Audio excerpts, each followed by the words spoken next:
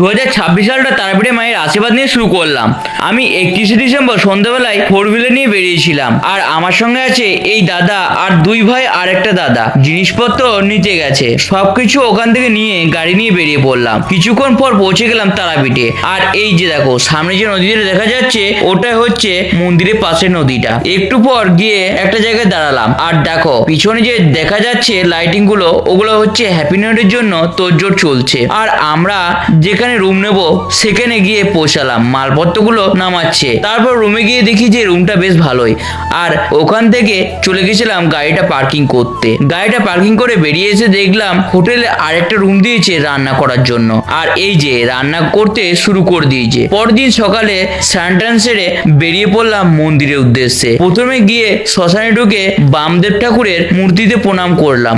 আর ওখান থেকে চললাম মন্দিরের পথে। সোজা চলে গেলাম মন্দিরের ফার্স্ট গেটে। আর ঢুকে দেখি যে মন্দিরটা খুব সুন্দর লাগছে। আর ভিড় দেখে তো মাথায় হাত। তাই ভাইদেরকে বললাম লাইনটা দিতে।